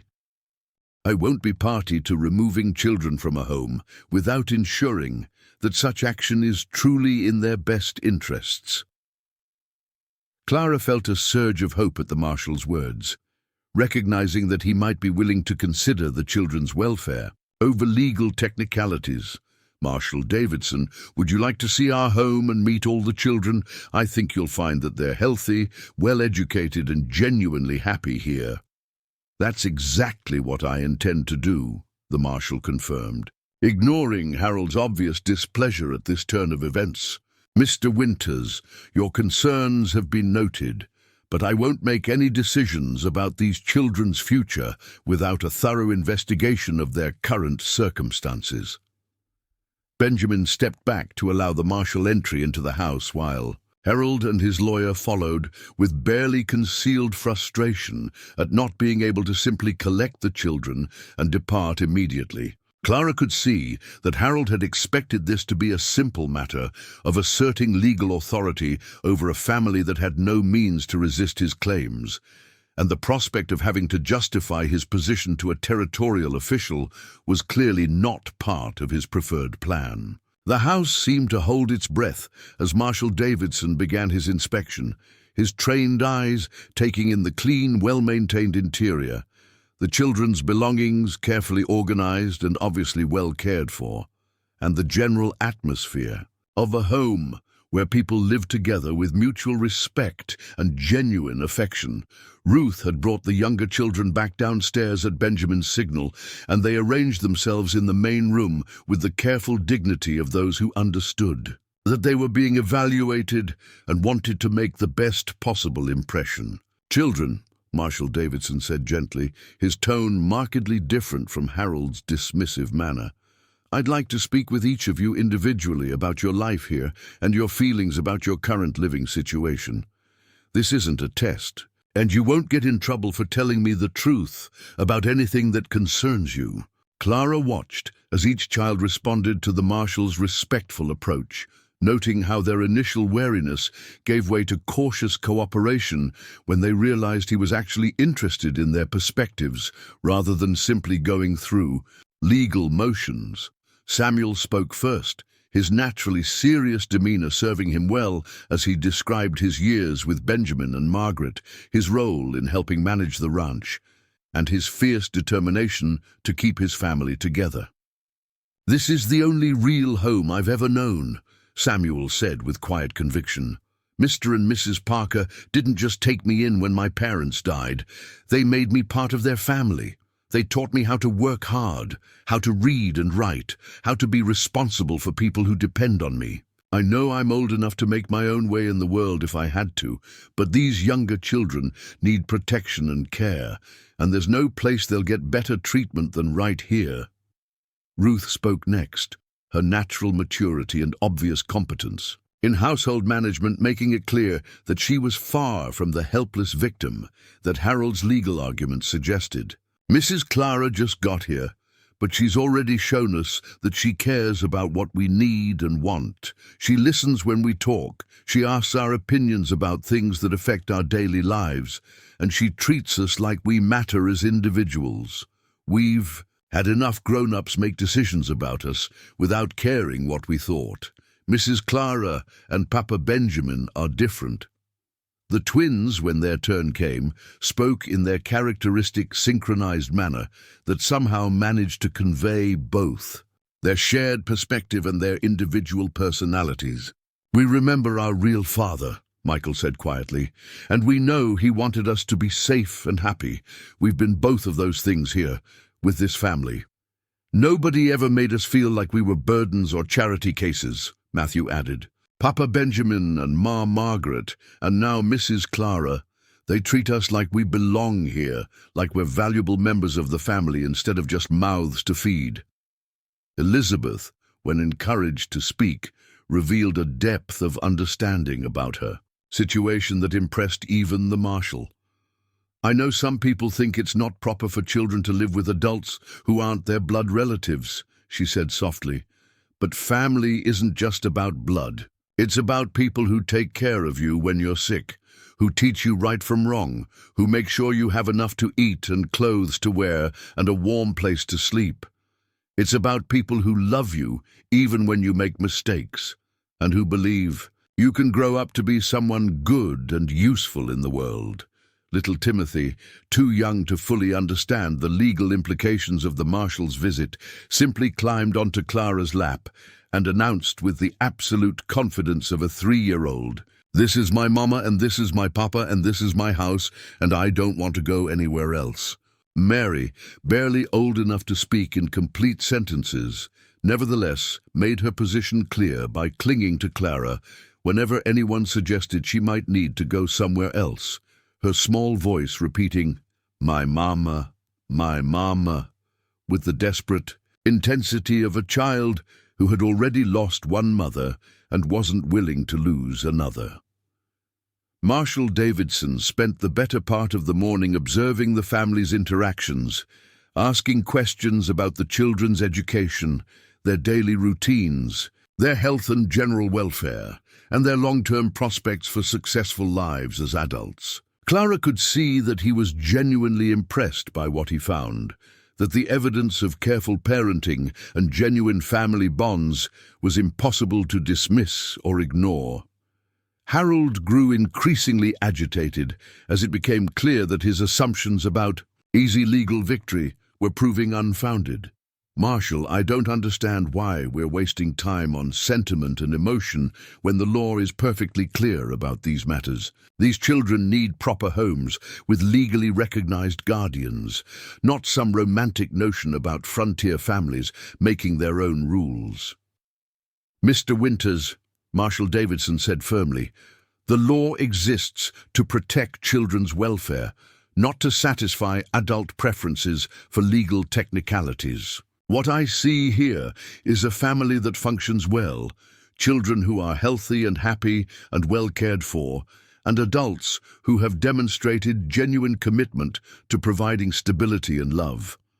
I'll need compelling evidence of actual harm or neglect before I'll even consider disrupting these children's lives." Clara felt Benjamin's hand squeeze hers as they realized that Harold's confident assumptions about legal authority were crumbling in the face of actual investigation and official fairness. The children, too, seemed to sense that the tide was turning in their favor, their expressions showing the first real hope they had displayed since the unwelcome visitors had arrived. Harold's lawyer stepped forward with the aggressive confidence of someone playing what he believed to be a winning legal card. Marshall Davidson, my client has prepared suitable homes for all of these children in Pennsylvania, where they'll receive proper education, moral instruction, and training in useful trades that will enable them to become productive members of society. Surely those advantages outweigh whatever emotional attachments may have formed in this irregular household. And what sort of useful trades would these children be learning? Clara asked pointedly, her instincts as a former teacher alerting her to the carefully vague language the lawyer was using to describe Harold's real intentions. Harold's face flushed with annoyance at being questioned directly about his plans. The children would be employed in my textile mill, where they would learn valuable skills in manufacturing and industrial production. They would receive wages for their work, room and board, and the kind of structured environment that builds character and work ethic. How old would they need to begin this employment? Marshall Davidson asked, his tone sharpening as he began to understand the implications of Harold's proposal. Children as young as 8 can perform useful functions in textile production, the lawyer replied, apparently not recognizing how his answer was undermining his client's case. Early introduction to productive work prevents the development of lazy habits and ensures that children learn the value of contributing to their own support. Clara felt her anger flare at the casual way Harold's representative discussed putting children to work in industrial conditions, using legal language to disguise what amounted to exploitation of vulnerable minors. "You're talking about child labor," she said bluntly. "You want to take these children away from a loving home so you can put them to work in a factory. I'm talking about providing structure and purpose for children who would otherwise become burdens on society," Harold snapped, his careful veneer of respectability slipping as his real motivations became clear. These children need discipline and useful employment, not coddling and sentiment. Samuel had been listening to this exchange with growing anger, and Clara could see that he was struggling to control his temper in the face of Harold's dismissive attitude toward his family's welfare. "Mr. Winters," he said with careful politeness that barely concealed his fury, "I've been working on this ranch since I was 8 years old, learning skills that will let me make an honest living anywhere in the territory. I can handle cattle, repair equipment, manage accounts, and take care of livestock. Those are useful skills, too, and I learned them in a place where people cared about me as a person, not just as a source of labor. Ranch work is hardly suitable and preparation for modern industrial society," Harold replied dismissively. "These children need exposure to the kind of disciplined environment that will prepare them for productive urban employment." Marshall Davidson had heard enough. "Mr. Winters, based on my investigation here today, I see no evidence that these children are suffering any harm or neglect in their current situation. They appear to be healthy, well-educated, and genuinely attached to their current family structure. Furthermore, your proposal to employ children as young as 8 in industrial labor raises serious concerns about exploitation rather than welfare." Harold's face darkened with anger as he realized that his legal strategy was failing completely. "Marshall, these people have no legal right to retain custody of children who aren't related to them. The law doesn't recognize emotional attachments as sufficient basis for permanent guardianship. The law also doesn't require me to remove children from suitable homes simply to satisfy technicalities," Marshall Davidson replied firmly. "Mr. and Mrs. Parker have demonstrated their ability to provide appropriate care for these children, and the children themselves have expressed clear preferences about their living situation. Unless you can provide evidence of actual harm or compelling legal precedent, I see no grounds for disrupting this family." Clara felt a wave of relief so intense it made her knees weak, but she could see that Harold wasn't prepared to accept defeat gracefully. His face had gone red with frustration and anger, and she could tell that he was searching for some other legal angle or argument that might still give him victory over a family that had dared to resist his authority. "This isn't over," Harold said tightly, his voice carrying the promise of future legal challenges and continued harassment. "There are other territorial officials who might take a different view of this situation, other legal remedies that might prove more effective in ensuring proper care for these children." "Mr. Winters," Benjamin said quietly, his voice carrying a warning that was all the more effective for being delivered in calm, measured tones. "If you continue to harass my family or attempt to use legal manipulation to separate children from the only stable home they've known, I'll make sure that every territorial official and federal judge in Wyoming knows exactly what kind of man you are and what your real motivations are in this matter." Harold started to respond angrily, but Marshal Davidson cut him off with the authority of someone who had reached the limit of his patience with legal posturing and thinly veiled threats. "Mr. Winters, I suggest you return to Pennsylvania and focus your energies on your legitimate business interests. These children are where they belong, with people who love them and are committed to their welfare. Any further attempts to disrupt this family will be viewed as harassment and dealt with accordingly." The three unwelcome visitors departed with obvious reluctance and muttered threats about appeals and higher authorities, but Clara could see that Harold's confidence had been badly shaken by his failure to achieve the easy victory he had expected. The children, who had maintained careful composure throughout the entire ordeal, finally allowed their relief to show as the sound of hoofbeats faded into the distance. "Is it really over?" Ruth asked quietly, her voice reflecting the cautious hope of someone who had learned not to celebrate too quickly when adults made promises about security and stability. "For now," Benjamin replied honestly, gathering his children around him, with the protective instincts of someone who had fought hard to keep his family intact. Harold might try other legal approaches, but Marshal Davidson's report will carry significant weight with territorial authorities. We've bought ourselves time and established legal precedent for keeping our family together. Clara looked around at the 7 children who had officially become her responsibility and her greatest joy, feeling a surge of fierce protectiveness that surprised her with its intensity. These children had endured enough uncertainty and loss for several lifetimes, and she was determined that they would never again have to face the fear of being separated from people who loved them. "Then we need to make sure we're prepared for whatever comes next," Clara said firmly. "We need to document everything about the children's welfare, their education, their health, and their happiness.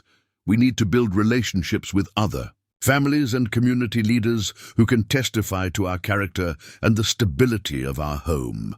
We need to make ourselves so obviously a successful family that no legal challenge could possibly succeed." Samuel nodded with the serious determination that had become his trademark response to family challenges. "We can do that. We've been taking care of each other for years, and now we have Mrs. Clara to help us make everything even better." Clara felt tears prick at her eyes as she realized that somewhere in the course of this terrifying morning, these children had stopped seeing her as their father's new wife and started seeing her as their mother and protector. The responsibility was enormous, but so was the love she felt growing in her heart for each of these remarkable young people who had chosen to trust her with their futures. "Yes," she said softly, pulling little Mary closer and reaching out to touch Timothy's hair and Elizabeth's shoulder. "We're going to take care of each other, and nobody is ever going to separate this family again." 2 years had passed since Harold Winters rode away from the Parker Ranch in defeat, but Clara still found herself glancing toward the horizon whenever she heard unexpected hoofbeats approaching the house. The threat had diminished with time and the accumulation of evidence that the Parker family was not only functioning well, but thriving beyond anyone's expectations.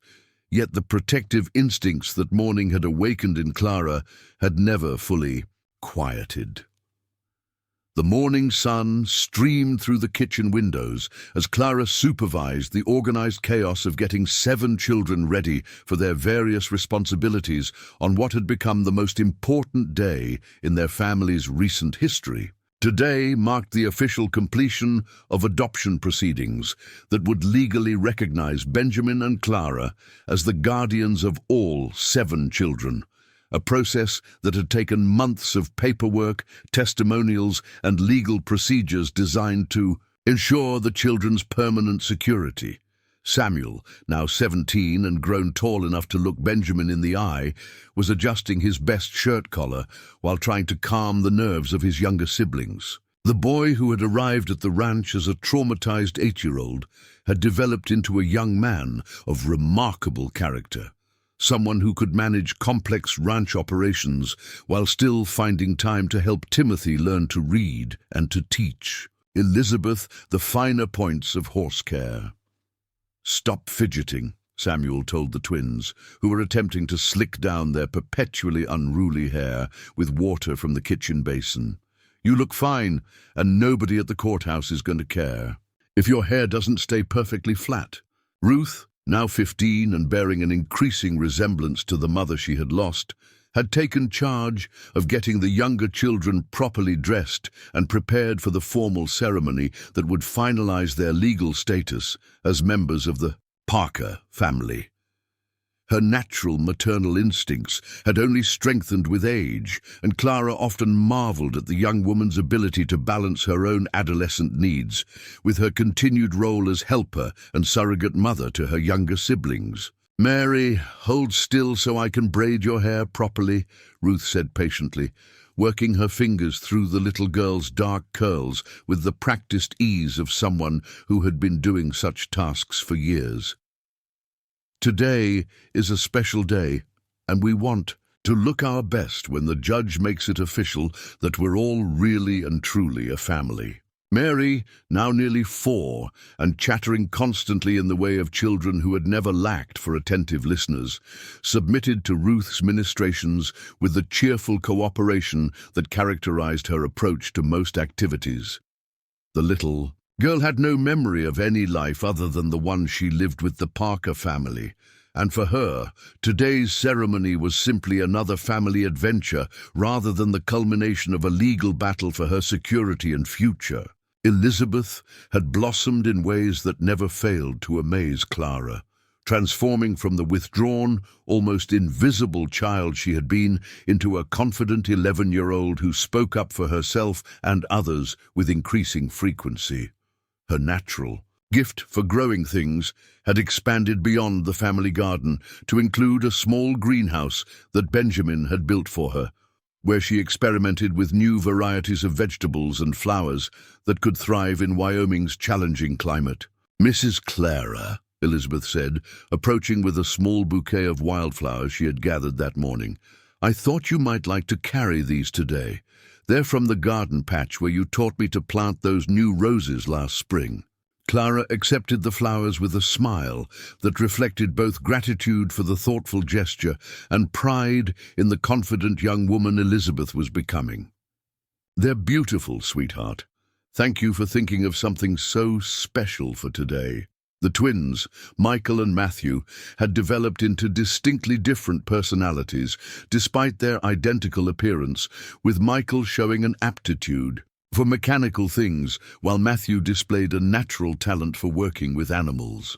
Both boys had grown comfortable with expressing their individual preferences and opinions, a development that Clara attributed to being part of a family, where each child was valued for their unique contributions rather than simply expected to conform to adult expectations. Timothy, now 5 and full of the endless energy that characterized his age, bounced from one adult to another, seeking reassurance about the day's events and confirmation that today's ceremony meant he would never have to leave his family. His Memories of life before the Parker Ranch were virtually non-existent, but he had absorbed enough from his older siblings' stories to understand that some children weren't as fortunate as he was in terms of having adults who would fight to keep them safe and loved.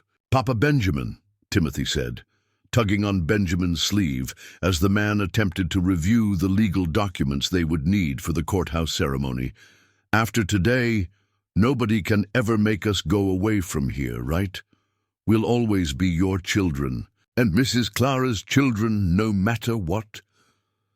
Benjamin set aside his papers and knelt down to Timothy's eye level, his expression serious as he addressed the little boy's concerns with the respect they deserved. "That's exactly right, son. After today, the law will recognize what we've always known in our hearts, that you and all your brothers and sisters belong in this family permanently. No one will ever again have the power to separate us." Clara watched this exchange with the deep satisfaction of someone who had found her life's true purpose in protecting and nurturing children who might otherwise have faced uncertain futures. The woman who had answered Benjamin's advertisement 3 years ago had been seeking something more meaningful than her quiet life in Pennsylvania. But she could never have imagined that she would find such profound fulfillment in becoming the fierce protector of 7 remarkable children. The wagon ride to Cedar Falls took on a celebratory atmosphere as the entire family made their way to the courthouse for the final legal proceedings. The children chatted excitedly about their future plans, their current projects, and their hopes for continued life on the ranch that had become their sanctuary and launching pad for whatever adventures awaited them as they grew to adulthood. Samuel had been accepted to study agriculture and ranch management at the Territorial College, an opportunity that would allow him to return to the family ranch with advanced knowledge that could benefit their operations for decades to come. Ruth had been corresponding with a teacher training program that would prepare her to establish schools in frontier communities, following in Clara's footsteps while adapting her skills to the unique challenges of Western education. The twins were both showing aptitude for the practical skills that would make them valuable members of any community, while Elizabeth's gift for growing things was already attracting attention from neighbors who sought her advice about their own gardens and agricultural challenges. Timothy and Mary were still young enough that their futures remained unwritten, but Clara had no doubt that children raised with such love and encouragement would find their own paths to meaningful adult lives. Judge Harrison, the Territorial official who had replaced the previous judge after Harold Winter's failed legal challenge, greeted the Parker family with the warmth of someone who had been following their story with personal interest and professional respect. The courtroom proceedings were brief but deeply meaningful, formally recognizing the bonds that had been forged through choice, commitment, and unconditional love rather than simple biological relationships. "Mr. and Mrs. Parker," Judge Harrison said, as he signed the final documents, "it gives me great pleasure to officially recognize your legal guardianship of Samuel, Ruth, Michael, Matthew, Elizabeth, Timothy, and Mary Parker. These children are fortunate to have found adults who understand that families are built through love and dedication rather than mere circumstance." The celebration that followed at the ranch reflected the joy of a family that had successfully navigated legal challenges, social prejudices, and personal hardships to emerge stronger and more united than ever. Neighbors and friends from the community gathered to share in the Parker family's triumph, bringing food, music, and the kind of support that had sustained them through the most difficult periods of their unconventional journey. As evening settled over the ranch and the last guests departed, Clara found herself standing on the front porch with Benjamin, watching their 7 children play in the yard with the carefree abandon of young people who knew themselves to be completely secure in their family's love and protection. The scene before them represented everything they had fought to preserve and nurture over the past several years. "Do you ever regret answering that advertisement?" Benjamin asked quietly, his arms settling around Clara's shoulders with the comfortable familiarity of a partnership that had been tested by fire and proven unbreakable. Clara considered the question seriously, thinking back to the woman she had been when she first read Benjamin's letter, requesting a wife and mother for his children. That Clara had been seeking adventure and purpose, but she had imagined something far more conventional than the reality she had discovered upon arriving in Wyoming territory. "Never," Clara said firmly, leaning into Benjamin's warmth as she watched Samuel teaching Timothy how to properly hold a rope, Ruth braiding wildflowers into Mary's hair while telling her a story, and the twins collaborating on some project that involved considerable discussion and gesturing. "I thought I was looking for a different life, but what I found was my real life, the one I was meant to live." Elizabeth approached the porch, carrying a lantern she had lit to help the younger children see their evening games, her face glowing with the confidence that had replaced the withdrawn wariness of her earlier years. "Mrs. Clara, Mary wants to know if you'll tell us the story about how you decided to come to Wyoming and become our mother." "Again?" Clara laughed, recognizing the request as part of a family tradition that had developed over the years. The children never tired of hearing the story of how their unconventional family had come together, how their parents had chosen each other and then chosen to fight for all of them when legal and social challenges threatened their unity. "It's our favorite story," Elizabeth said simply, and Clara could see the truth of that statement in the eager faces of the other children who had gathered around the porch steps in anticipation of a familiar but beloved tale. Clara settled into the rocking chair that Benjamin had built for her during her first winter at the ranch, gathering Mary onto her lap, while the other children arranged themselves in a semicircle where they could see her face in the lantern light. This ritual had become one of the most precious parts of their family life, a way of reinforcing the bonds that held them together and celebrating the choices that had brought them to this moment. "Once upon a time," Clara began, using the traditional opening that the children expected and that never failed to capture their complete attention. "There was a school teacher in Pennsylvania who thought she knew what her life was going to look like. She thought she would spend her days teaching other people's children and her evenings alone in a small room above a general store. And she thought that would be enough to make her happy." The children settled in for the familiar but eternally fascinating story of how their family had come to be, how their mother had traveled across a continent to answer their father's letter, how she had discovered 7 children who needed protection and love, and how she had chosen to fight the most important battle of her life to keep them all together. As Clara spoke, she reflected on the unexpected ways that life could transform itself when people were brave enough to take risks for love and family. The mail-order bride who had stepped off the train in Cedar Falls 3 years ago had been hoping for a quiet domestic life with a man she had never met and perhaps 1 or 2 children who would call her mother. Instead, she had found herself thrust into a complex legal and emotional situation that had demanded every ounce of courage, determination, and maternal instinct she possessed. She had become the protector of 7 children who had already experienced too much loss and uncertainty, the partner of a man who was willing to fight any battle necessary to keep his chosen family intact, and the fierce guardian of a home that represented safety and love for everyone who lived within its walls. "And they all lived happily ever after?" Timothy asked, even though he knew the ending by heart and understood that this wasn't really the end of the story, but just the beginning of whatever adventures awaited the Parker family in the years to come. "They lived purposefully ever after," Clara corrected gently, using the phrase that had become her traditional ending to the family story. "They lived with love and courage and determination to take care of each other, no matter what challenges they might face. And that, my darlings, is even better than happily ever after. The children eventually dispersed to their evening routines and bedtime preparations, but Clara remained on the porch with Benjamin, watching the stars emerge in the vast Wyoming sky and reflecting on the journey that had brought them to this moment of peace and security.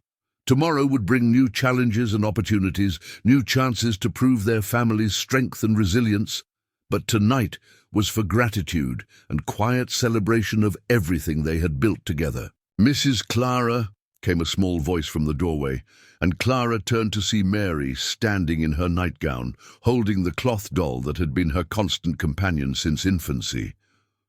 "What is it, sweetheart?" Clara asked, opening her arms to the little girl, who still needed extra reassurance at bedtime despite being surrounded by a large and loving family.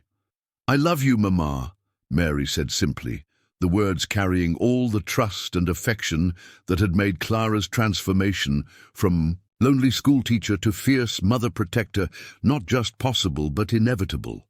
"I love you too, my precious girl," Clara replied, holding Mary close and breathing in the sweet scent of childhood that clung to her hair and skin. Now and always, no matter what. As Benjamin carried the sleepy child back to her bed, and Clara began the process of securing the house for the night, she thought about the letter she had written to her former neighbors in Pennsylvania, describing her new life and the family she had found in the most unexpected of circumstances. She had tried to explain how different her reality was from anything she could have imagined when she first answered Benjamin's advertisement, how much more challenging and rewarding her life had become. The woman who had folded linens in a cramped room above Murphy's General Store seemed like a stranger now, someone from a previous life who had been waiting for her real story to begin. That woman had dreamed of something more than quiet routine and predictable days, but she could never have envisioned the magnificent complexity of loving and protecting 7 children who had needed her fierce devotion more than they had needed safety or conventional respectability. Clara Parker, protector of the impossible family, guardian of 7 hearts that had learned to trust again, and partner to a man who understood that love was always worth fighting for, smiled as she checked the locks and turned down the lamps. In the house that had become her fortress and her sanctuary, tomorrow would bring whatever challenges families like theirs always faced, but tonight was perfect in its completeness and peace. Outside, the Wyoming wind carried the scent of wildflowers and the promise of another season of growth and possibility. Inside, 7 children slept secure in the knowledge that they belonged somewhere, that they were valued and protected, and that the adults who had chosen to be their parents would move heaven and earth to keep them safe and loved. Clara had found her purpose in the most unexpected of places, and in doing so, she had created something that would last far beyond her own lifetime. The children she and Benjamin had raised with such fierce devotion would carry the lessons of chosen family and unconditional love into their own adult lives, creating ripple effects of compassion and courage that would touch countless other lives in ways they might never even realize. It was, Clara thought, as she climbed the stairs to the bedroom she shared with Benjamin, a legacy worth every moment of uncertainty, every legal battle, and every sacrifice that had been required to build it.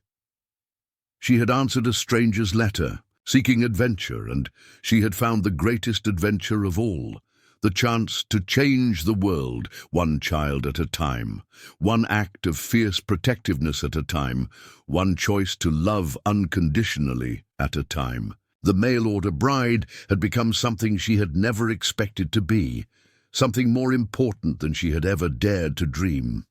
She had become the mother who stood between her children and anyone who would harm them, the woman who had proven that families are built by choice and sustained by love, and the guardian of 7 futures that were now bright with promise and possibility.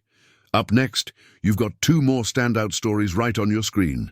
If this one hit the mark, you won't want to pass these up. Just click and check them out.